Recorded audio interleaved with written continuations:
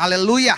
Nah, saya masih akan membagikan kebenaran firman Tuhan dalam rangkaian spiritual maturity atau kedewasaan rohani ya, Bapak Ibu Saudara yang dikasih dalam Tuhan ya. Jadi saya sudah bagikan dari minggu pertama sampai dengan beberapa minggu ke depan. Dan ini saya sudah bagikan minggu pertama, minggu kedua, dan sekarang kita masuk dalam minggu yang ketiga. Minggu pertama saya bagikan tentang fokus on Jesus, di mana orang yang mau dewasa rohaninya harus fokus memandang Yesus, bukan memandang mujizat, bukan memandang berkat, tetapi memandang Yesus. Karena orang yang dewasa adalah fokusnya kepada Yesus, pribadinya, ya, bukan dari dampak apa yang kita buat kepada Tuhan Yesus.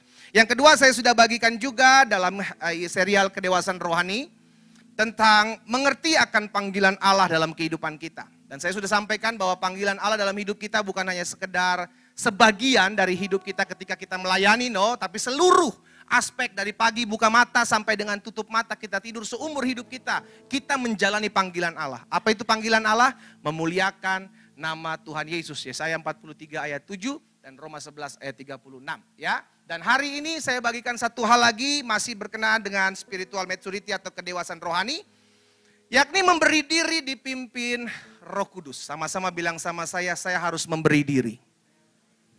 Kita percaya bahwa orang yang sudah terima Yesus sebagai Tuhan dan Juru Selamat memiliki Roh Kudus. Sesuai dengan 1 Korintus 12 ayat yang ke-3. Ya kan? Tidak ada orang yang bisa mengucapkan Yesus Kristus adalah Tuhan tanpa Roh Kudus. Berarti orang yang punya Roh Kudus bisa mengungkapkan bahwa Yesus Kristus adalah Tuhan dan Raja. Tetapi orang yang tidak memiliki Roh Kudus tidak akan bisa mengucapkan bahwa Yesus Kristus adalah Tuhan. Itu perbedaannya. Jadi orang yang percaya Yesus adalah orang yang sudah memiliki Roh Kudus. Sekarang jadi pertanyaan, orang yang memiliki Roh Kudus ini mau nggak memberi diri? Sama-sama bilang sama saya, memberi diri. Dalam kehidupan kita diberikan kehendak bebas atau free will. Ya, jadi setiap hari kita bangun pagi, kita buka mata, Bapak Ibu Saudara dikasih dalam Tuhan, keputusan kita. Kita mau apa langkah selanjutnya ketika kita buka mata? Kita mau bersyukur kepada Tuhan, berdoa, memuji, menyembah Tuhan, baca Alkitab, atau kita buru-buru cari makan? Keputusan ada di kita. Tetapi kita udah punya Roh Kudus yang menuntun kita. Ayo buka mata, ayo baca Alkitab. Ayo berdoa dulu, berterima kasih buat hari yang baru. Berterima kasih karena engkau masih bisa bangun, duduk. Karena ada orang yang udah buka mata gak bisa duduk tempat tidurnya, kejepit uratnya. Dan kita bersyukur karena kita masih bisa duduk ketika kita buka mata. Kita masih berdiri di tempat tidur, kita bersyukur. Itu hal-hal kecil yang sering kali kita tidak syukuri. Itu biasa kok pendeta. Seperti itu kan biasa kita bangun pagi. Itu hal yang biasa. Tapi enggak. Kita bersyukur karena hal itu Tuhan anugerahkan dalam kehidupan kita. Dan setiap hari kita diberikan kesempatan untuk memilih apa yang baik. Nah disitulah Roh Kudus yang menuntun saudara. Makanya dalam kehidupan orang percaya kita harus bisa, sama-sama bilang sama saya, bisa memberi diri untuk mau dipimpin oleh Roh Kudus. Ya, karena kita yang memutuskan apakah ego saya yang memimpin saya atau Roh Kudus yang memimpin saya. Apakah kekecewaan saya, kepahitan, kebencian saya atau Roh Kudus yang mau memimpin saya. Kita yang memutuskan. Kita lihat sama-sama Galatia pasal yang kelima. Ayat 16 sampai ayat 26. Galatia pasal yang kelima, ayat 16 sampai dengan ayat yang ke-26. Maksudku ialah hiduplah oleh Roh. Maka kamu tidak akan menuruti keinginan-keinginan daging. Ini yang Alkitab bilang bahwa setiap hari kita diperhadapkan dengan pilihan. Menyenangkan daging kita atau membuat roh kita melakukan kehendak kita. Kita yang memberikan keputusan saudaraku. Sebab keinginan daging adalah berlawanan dengan keinginan roh dan keinginan roh berlawanan dengan keinginan daging. Bertentangan. Tetapi masalahnya di sini adalah baik roh maupun daging itu ada dalam satu tubuh kita. Sampai sini ngikut ya Bapak Ibu ya. Kita mesti mutusin yang mana nih Pak? Saya harus mutusin yang mana? Saya harus mengikuti keinginan tubuh saya, daging saya, atau saya mengikuti keinginan tuntunan roh? Makanya sering kali kita mesti latihan kerohanian. Apa itu latihan kerohanian? Berpuasa. Itu latihan kerohanian. Dan gereja kita sedang mengadakan 10 days anointing sampai dengan akhir minggu nanti di hari ke-50 setelah kebangkitan Yesus. Dan kita adakan setiap hari berpuasa, saudara yang kasih dalam Tuhan. Itu melatih, sama-sama bilang sama saya melatih. Melatih kerohanian kita, sama berdoa pun perlu dilatih. Makanya tidak sedikit orang-orang ketika, ayo dong kamu berdoa, aduh saya bingung Pak, berdoa saya doa apa ya? Bayangin berdoa bingung. Saya mesti ngomong apa, maksudnya Pak, kata-kata apa? Lo kenapa mesti bingung? Itu kan Bapa kita ngomong sesuai dengan apa yang ada di hati kita Tuhan.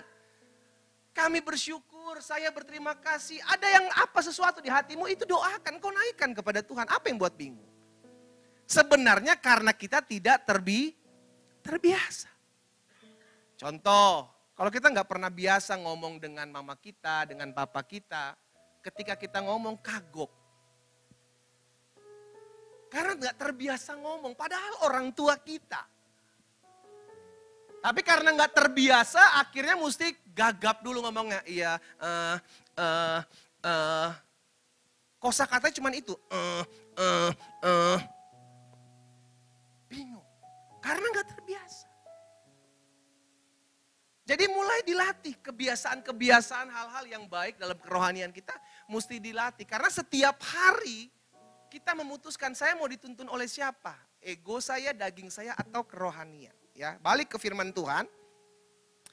Sebab keinginan daging berlawanan dengan keinginan roh. Dan keinginan roh berlawanan dengan keinginan daging. Karena keduanya bertentangan sehingga kamu setiap kali tidak melakukan apa yang kamu kehendaki. Ayat selanjutnya, ayat 18. Akan tetapi jika kamu memberi dirimu, lihat ayat 18. Tetapi jika kamu memberi dirimu dipimpin oleh roh. Jadi Roh Kudus memimpin kita, gak akan pernah bisa kalau kita gak memberi diri. Saya ulangi sekali lagi. Roh Kudus gak akan pernah bisa menuntun kita kalau kita gak memberi diri. Gak bisa. Rudi, maju Rudi. Saya beri contoh Bapak Ibu. Maju ke depan. Rudi ini jadi calon pendeta yang dahsyat nih, pakai Tuhan. Saya jalan sama Rudi berdua. Rudi saya gandeng. Terserah Bapak Ibu mau pilih mana, saya Roh Kudusnya atau Rudi Roh Kudusnya. Suka-suka Bapak Ibu lah. Tapi saya pilih lebih baik saya yang Roh Kudusnya lah ya. Saya memimpin Rudi nih, saya jalan, ayo. Karena Rudi memberi diri untuk mau diatur sama saya. Suatu kali Rudi gak mau terus dipimpin sama saya. Rudi gak mau, Rudi memberontak. Rudi lari ke kanan, lari, bawa, langsung lari. Saya keseret, saya tetap ada. Roh Kudus gak pernah lari dalam hidup kita.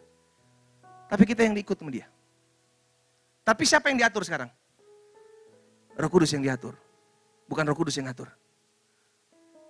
Karena Rudi gak memberi diri untuk dipimpin sama saya. Thank you, bro.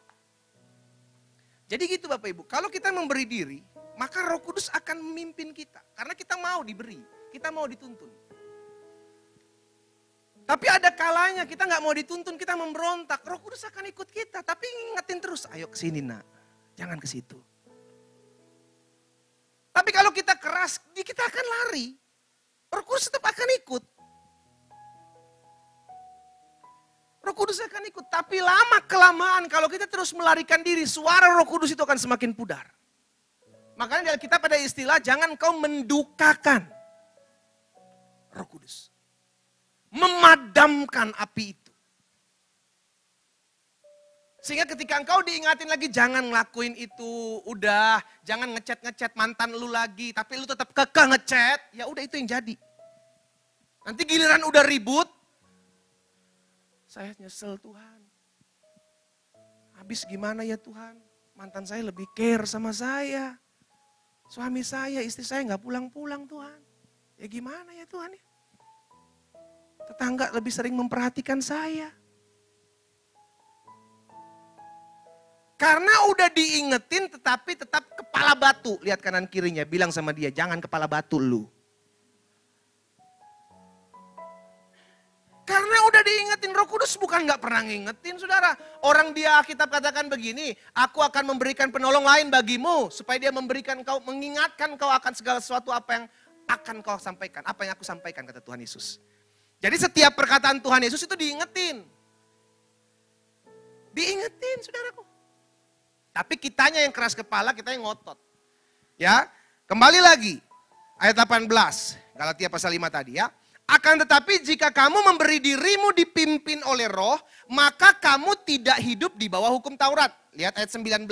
Perbuatan daging telah nyata, yaitu percabulan, kecemaran, hawa nafsu, penyembahan berhala, sihir, perseteruan, perselisihan, iri hati, amarah, kepentingan diri sendiri, percideraan, roh pemecah, kedengkian, kemabukan, pesta pora, dan sebagainya. Banyak nggak?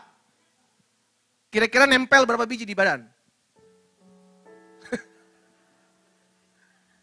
Nempel berapa? 3 boleh? 3? 5 Pak, bukan 3. Banyak.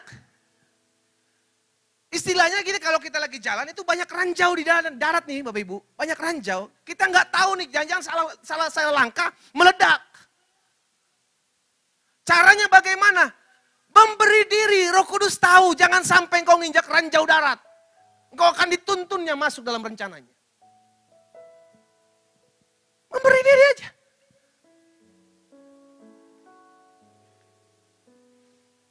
Ayat 22. Masih ayat 21 maksud saya. Kedengkian, kemabukan, pesta pora dan sebagainya. Terhadap semuanya itu, kuperingatkan kamu, seperti yang telah kubuat dahulu, bahwa barang siapa melakukan hal-hal yang demikian, ia tidak akan mendapat bagian dalam kerajaan. Jelas. Cek diri kita. Matikan hal itu. Setiap hari adalah kesempatan untuk melakukan keinginan-keinginan roh. Setiap hari Bapak Ibu. Engkau gagal di hari ini, lakukan lagi besok. Engkau gagal di hari esok, lakukan lagi lusa. Setiap hari kesempatan. Yang penting kau mau dituntun. Yang penting kau mau memberi dirimu. Ayat 22. Tetapi buah roh ialah kasih, sukacita, damai sejahtera, kesabaran, kemurahan, kebaikan, kesetiaan, kelemah lembutan, penguasaan diri. Tidak ada hukum yang menentang hal-hal itu. Ayat 24. Barang siapa menjadi milik Kristus Yesus, ia telah menyalibkan daging dengan segala hawa nafsu dan keinginannya. Jikalau kita hidup oleh roh, baiklah hidup kita juga dipimpin oleh roh. Dan janganlah kita gila hormat, janganlah kita saling menantang dan saling mendengki. Jika kita hidup oleh roh, biarlah hidup kita juga dipimpin. Bagaimana kita bisa dipimpin? Beri diri. Karena ketika engkau tidak memberi diri, engkau keras atau kekeh gitu ya saudara ya. Engkau tidak mau memberi diri, tetap ada peneguhan, enggak akan pernah bisa. Karena engkau punya pandangan sendiri seperti ini. Enggak loh Tuhan, yang ini loh yang benar. Enggak loh Tuhan, yang ini yang benar. Akhirnya bukan kita yang diatur, jadi kita yang ngatur. Jadi setiap hari Bapak Ibu adalah kasih karunia, kemurahan Tuhan. Ayo, kalau engkau gagal kemarin, ayo lakukan hari ini. Rasul Paulus bilang seperti ini dalam Galatia 2 ayat 20. Aku hidup, tetapi bukan lagi aku sendiri yang hidup. Melainkan Kristus, taruh tangan kanan kita di dada. Sama-sama bilang sama saya, Kristus yang hidup di dalam saya. Amin. Kristus yang hidup dalam saudara dan saya. Berarti izinkan roh Kristus, roh kudus Allah itu memimpin kehidupan kita. Caranya bagaimana? Semua hari di firman. Ini yang akan menuntun kita. Karena kita nggak tahu jalan mana nih yang nggak ada rancaunya nih. Kita nggak tahu jebakan-jebakan siapa yang lagi dipasang di depan kita. Kita nggak tahu. Tetapi ketika kita memberi diri, Dia yang tahu, Dia yang maha tahu akan menuntun kita masuk dalam segala sesuatu rencana yang dahsyat. Ya, namun aku hidup tetapi bukan lagi aku sendiri yang hidup. melainkan Kristus yang hidup di dalam aku. Dan hidupku yang kuhidupi sekarang di dalam daging adalah hidup oleh iman dalam anak Allah yang telah mengasihi aku dan menyerahkan dirinya untuk aku. Belajar untuk hidup dalam tuntunan. Biarlah Kristus yang menuntun kita. Roh Kudus yang mengarahkan hidup kita. Roh Kudus yang memimpin hidup kita. Yang mengatur setiap langkah hidup kita. Karena kita nggak tahu seperti apa ada langkah dalam hidup kita. Kita nggak tahu. Besok aja kita nggak tahu seperti apa kok. Tapi Allah kan maha tahu. Dia akan mengerjakan segala sesuatu apa yang menurut dia baik buat saudara dan saya. Roma 8 ayat 14 kita baca sama-sama. Roma pasal 8 ayat 14. 3, 4. Semua orang yang dipimpin roh Allah adalah semua orang yang dipimpin oleh roh Allah adalah anak Allah. Berarti kalau roh Allah tidak memimpin hidupnya, dia siapa? Sebaliknya, dia bukan anak Allah. Jadi jangan ngaku-ngaku anak Allah kalau engkau tidak hidup dipimpin oleh roh Allah. Kalau engkau hidup dipimpin oleh hawa nafsumu, engkau hidup dipimpin oleh amarahmu, engkau hidup dipimpin oleh kedengkian, kekerasan hatimu, jangan ngaku, saya anak Tuhan Yesus. Jangan. Karena orang yang dipimpin oleh roh Allah, dialah yang menjadi layak disebut anak Allah. Nah, ada beberapa prinsip yang perlu kita pegang untuk kita hidup dipimpin, diarahkan, atau kita memberi diri untuk dituntun oleh roh Allah. Yang pertama, prinsip yang pertama untuk kita dapat hidup, untuk kita bisa melihat hidup dalam pimpinan Roh Kudus. Yang pertama, ya, belajar untuk berserah, bukan menyerah. Kenapa kita perlu belajar untuk berserah bukan menyerah? Karena terkadang Roh Kudus menuntun kita ke hal-hal yang tidak baik buat kita. Menurut kita maksud saya. Alkitab mencatat bahwa ketika Yesus memulai pelayanannya, Yesus dipimpin oleh Roh Allah. Masuk ke dalam padang gurun. Untuk diuji oleh iblis dengan 3 permintaan. Itu Yesus loh. Dipimpin oleh Roh Allah. Bangsa Israel ketika keluar dari Mesir, maka Alkitab mencatat Allah memimpin mereka dengan tiang awan dan tiang api. Kemana Tuhan memimpin mereka? Alkitab mencatat Allah memimpin mereka ke suatu tempat yang tidak ada jalan keluar. Di depan Laut Tiberau, di belakang orang-orang Firaun hendak membunuh mereka. Jadi pertanyaan begini, kok Tuhan pimpin mereka ke tempat yang kelihatan yang gak ada jalan keluar? Kok Tuhan memimpin mereka ke sesuatu tempat yang susah? Kalau kita nggak ngerti, kita akan bilang Tuhan jahat. Masa saya memberi diri dipimpin oleh Roh Kudus, Tuhan Roh Kudus memimpin saya ke tempat-tempat yang membuat saya sakit, membuat saya luka, membuat saya kecewa. Saudara, ingat ya, kita nggak pernah tahu kenapa Tuhan membawa kita ke suatu tempat. Itu sebabnya kenapa poin yang pertama, prinsip yang pertama untuk kita pegang dalam kita hidup mau dituntun oleh Roh Kudus. Jangan pernah menyerah, tetapi berserah. Ketika engkau dipimpin Tuhan oleh ke suatu tempat yang memang tidak engkau inginkan tempat itu, jangan mengeluh, jangan bersungut-sungut dan menyerah. Belajar untuk berserah. Karena seringkali kita nggak tahu, why Tuhan. Kenapa Tuhan membawa saya ke tempat ini? Kenapa Tuhan membawa saya ke satu rumah tangga yang mengecewakan saya, suami saya, istri saya begini, anak-anak saya begini. Kenapa? Kalau you nggak tahu, you jangan so tahu. Kalau nggak tahu berarti berserah. Amin. Kalau kita nggak tahu jangan so tahu karena kita nggak ngerti. Alkitab bilang begini, seperti tingginya langit dari bumi, demikian tingginya jalanmu dari jalanku, kata Tuhan. Rancanganmu dari rancanganmu. Kita punya banyak planning, kita punya banyak rencana. Tetapi kalau Tuhan bilang, nah rencanaku lebih baik dari rencanamu, itu yang akan terjadi. Berarti kalau sesuatu terjadi dalam kehidupan kita, belajar untuk berserah, bukan menyerah. Sesuatu terjadi dalam kehidupan kita, belajar untuk berserah. Sesuatu yang terjadi yang kau tidak ngerti, jangan ngotot untuk engkau mengerti. Karena memang kau nggak sampai ke situ. Kita nggak pernah bisa sampai menyelami pekerjaan Tuhan, kita nggak ngerti. Kenapa bisa begini? Kenapa bisa begitu Tuhan?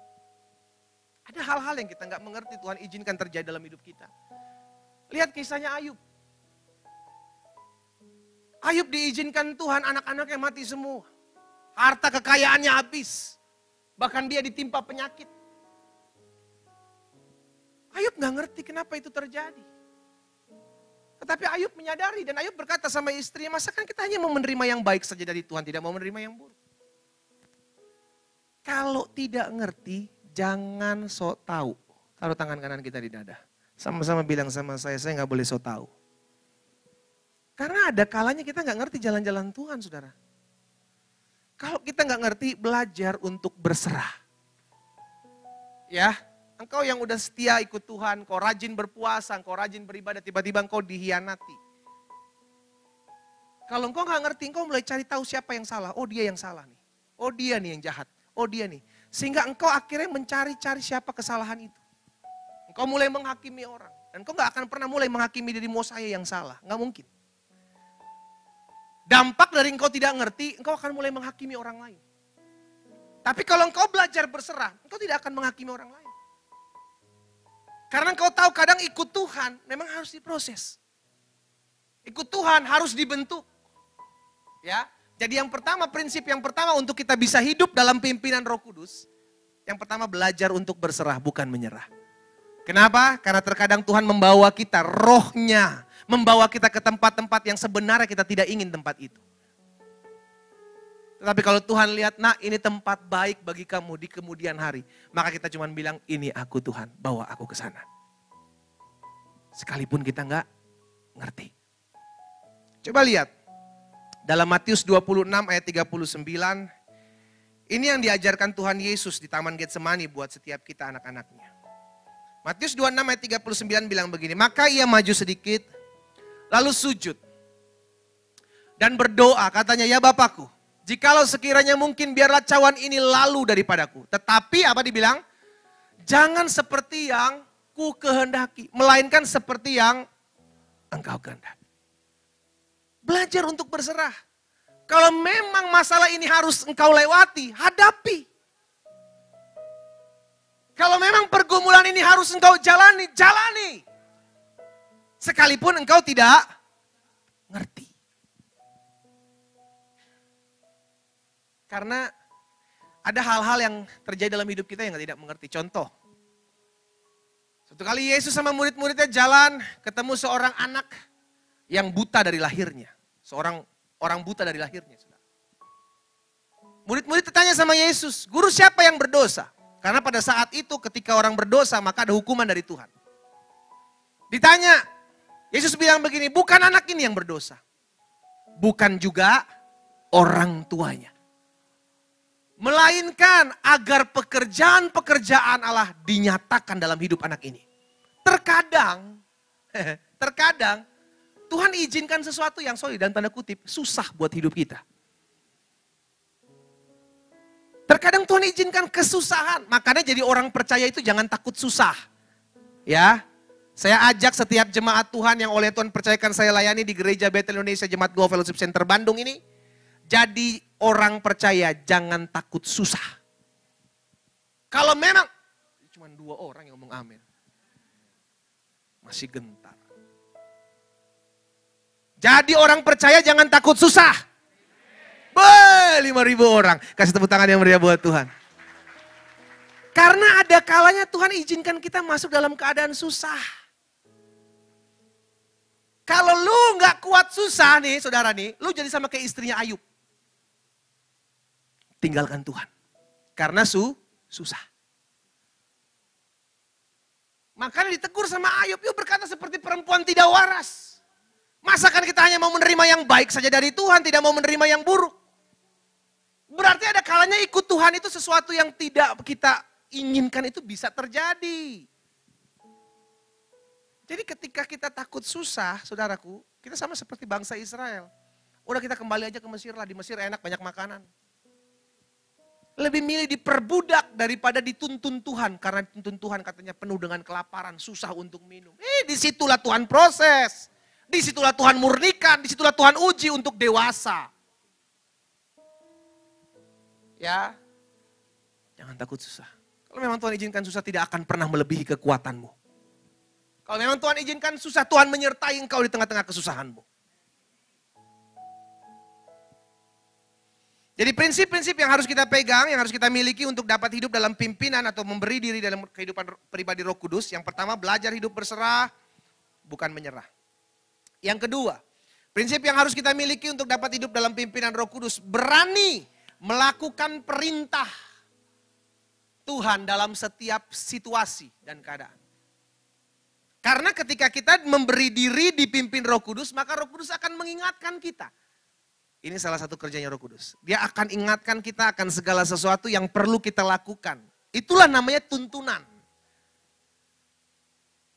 Ada kalanya kita lagi jalan sama Tuhan, bersama-sama tiba-tiba kita ngelihat ada orang yang nyakitin kita, Roh Kudus bilang ampuni dia. Kita langsung bilang, yang ini saya reject. Ini jangan Tuhan. Ini terlalu berat buat saya. Saya nggak bisa Tuhan. Yang lain-lain saya akan lakukan, tapi khusus untuk mengampuni suami saya nanti dulu Tuhan.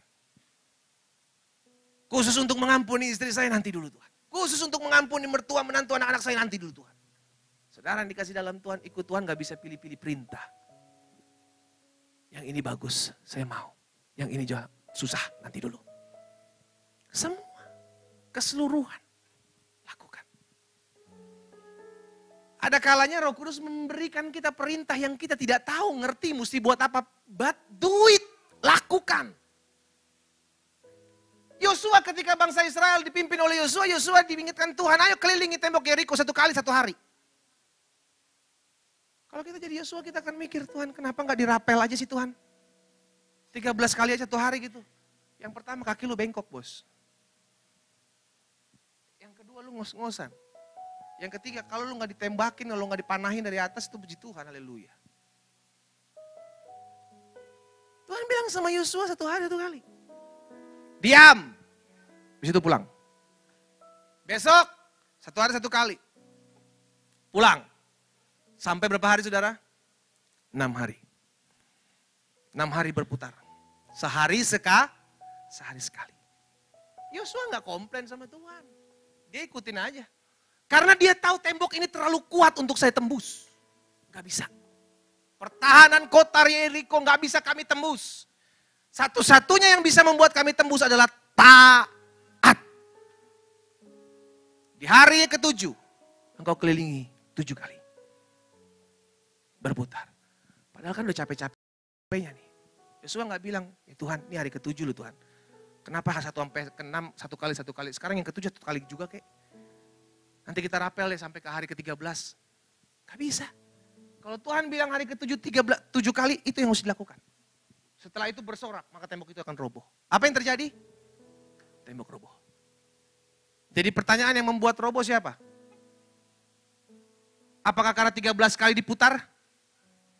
Sehingga tanah mulai turun, tembok mulai bergoyang, sehingga ketika ditoel dia roboh? No. Yang membuat roboh itu ketaatan. Sama-sama bilang sama saya ketaatan. Suatu kali Petrus seorang apa saudara? Seorang nelayan. Seumur hidupnya dia nelayan saudara. Sebelum dia ikut Yesus. Dia tahu kapan waktu untuk menebar jala. Sepanjang malam Petrus tebar jala. Gak dapat ikan. Tiba-tiba ketemu Yesus. Yesus bilang sama Petrus, Petrus tebarkan jalamu. Petrus bilang begini sama Yesus, Guru sepanjang malam kami sudah tebar jala tapi tidak dapat. Guru jangan so tahu ya. Guru kan tukang kayu bukan nelayan. Bisa gak Petrus ngomong gitu? Bisa ditempeleng lu. Tapi Petrus gak ngomong gitu. Petrus bilang, Guru sepanjang malam kami sudah melemparkan jala tapi tidak dapat. Tetapi karena engkau yang suruh, kami akan lakukan.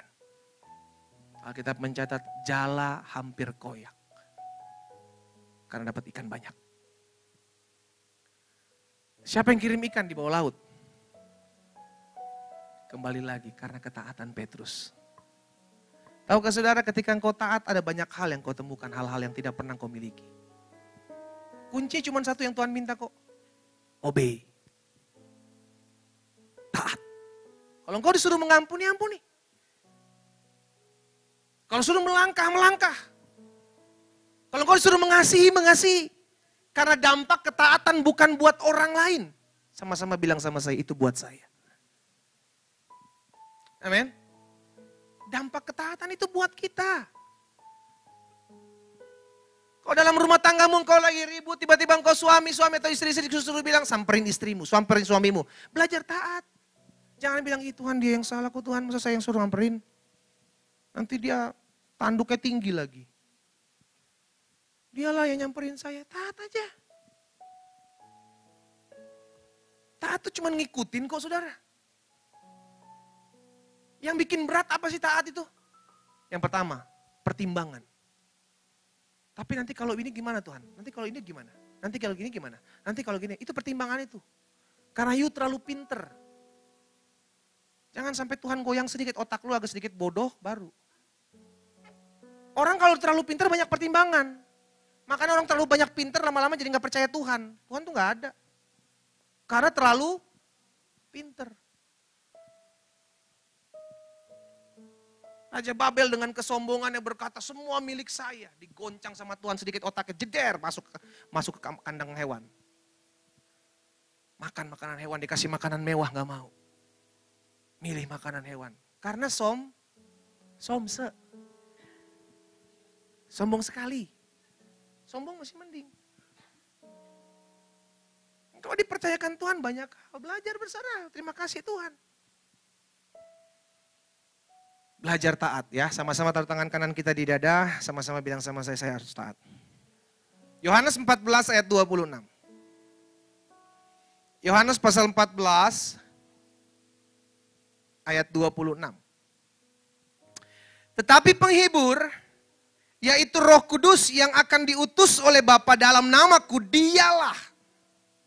Roh Kuduslah yang akan mengajarkan segala sesuatu kepadamu dan akan mengingatkan kamu akan semua yang telah kukatakan kepadamu. Jadi baik mengajar maupun mengingatkan itu bagian Roh Kudus. Bagian kita apa? Taat. Nanti kau diajarin, ini loh, kamu mesti buat ini loh. Setelah diajarin dari nggak ngerti menjadi ngerti. Itu diajar. Tapi ketika diingatkan itu bagian untuk ayo yang kemarin kamu sudah saya ajarin, sekarang kamu lakukan. Itu diingetin lagi. Sehingga akhirnya bagian kita memang cuma murni itu aja, lakukan aja apa yang kau tahu. Kan udah diajarin nih. Apa yang mesti saya lakukan dan semua pengajar itu berdasarkan dari kebenaran firman Tuhan, mutlak. Makanya setiap kali hari Minggu kita menyatakan pengakuan iman kita bahwa Alkitab adalah firman Allah. Roh Kudus akan mengingatkan apa yang kau dengarkan dari firman Tuhan. Nah repotnya kita gak pernah baca firman. Yang kita dengar omongan orang, gosip murahan. Yang kita dengar cuman ketakutan-ketakutan dari berita. Itulah yang diingat nanti. Roh Kudus mau ingetin, aduh gak ada memori di sini katanya Tuhan. Memori tentang firman gak ada, apa yang mau diingetin? Ketika engkau merenungkan firman Tuhan, itulah yang diingatkan. Diingatkan, sehingga kita melakukannya. Ya. Yang kedua, prinsip hidup yang harus kita miliki untuk dapat hidup dalam pimpinan Roh Kudus, berani melakukan perintah Tuhan dalam segala keadaan dan situasi. Ingat ya Bapak Ibu ya, ketaatan mendatangkan berkat dalam hidup. Belajar taat. Yang ketiga, prinsip yang harus kita miliki untuk dapat hidup dalam pimpinan Roh Kudus. Yang ketiga, yang terakhir. Hidup dalam kerendahan hati untuk mau ditegur dan diajar. Hidup dalam kerendahan hati untuk mau ditegur. Ingat siapa Raja Daud? Seorang yang diurapi Tuhan, tapi bisa salah. Dia seorang raja, tapi bisa salah. Tuhan pakai hambanya, Nabi Nathan, untuk mengingatkan Daud. Engkau telah salah. Daud enggak ngotot, saya raja. Apapun kesalahan saya, biarlah saya yang buat, biarlah saya yang lakukan. Penggal Nathan. Bisa aja Daud bilang begitu. Orang dia raja kok. Tapi dia enggak kerjakan. Dia minta ampun sama Tuhan karena teguran Nathan. Dan Tuhan pakai Daud dahsyat luar biasa. Saudara yang dikasih dalam Tuhan. Ada kalanya Roh Kudus mengingatkan kita. akan segala perbuatan-perbuatan yang pernah kita lakukan keliru di hadapan Tuhan. Ketika Roh Kudus mengingatkan, bertobat, berbalik. Jangan kau keraskan hatiku dan berkata, tapi pendeta, tapi Roh Kudus, tapi begini. Jangan, lakukan aja. Kalau engkau sudah ditegur, bertobat. Ya, Roh Kudus bisa menegur melalui pribadimu, melalui hati nuranimu. Roh Kudus bisa menegurmu melalui firman Tuhan ketika engkau merenungkan firman Tuhan. Roh Kudus bisa menegur melalui orang-orang di sekelilingmu.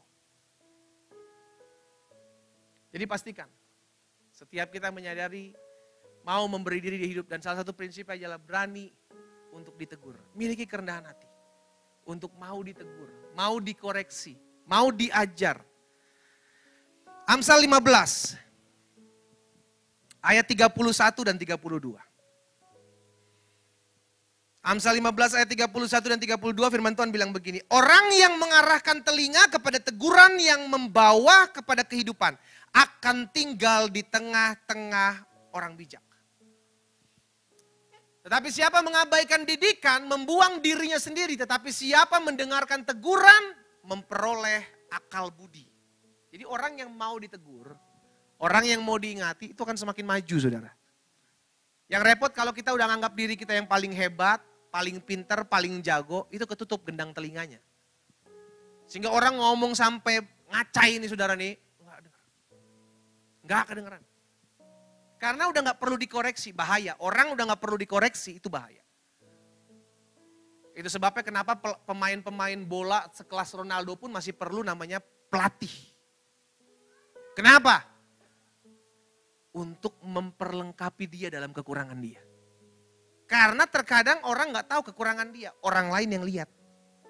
Ronaldo nggak tahu kekurangannya, pelatihlah yang lihat. Kamu kurang di sini, kamu kurang di sini, kamu. Sama-sama bilang sama saya perlu ditegur, saya perlu diajar.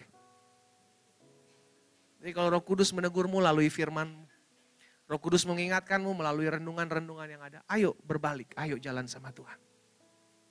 3 hal ini saya bagikan buat setiap kita sebagai orang-orang yang mau dipimpin memberi diri. Prinsip yang pertama, apa? Berserah bukan menyerah. Engkau diperhadapkan dengan situasi keadaan yang membuat engkau sulit, hadapi. Kalau engkau gak ngerti kenapa begini, kenapa begitu, angkat tanganmu berserah. Tuhan saya gak tahu ini kenapa, saya mesti apa.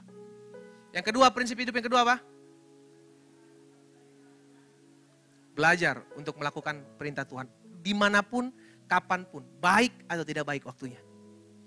Karena ketaatan akan membawa engkau masuk dalam seluruh rencana Tuhan yang dahsyat. Dan yang ketiga, yang terakhir.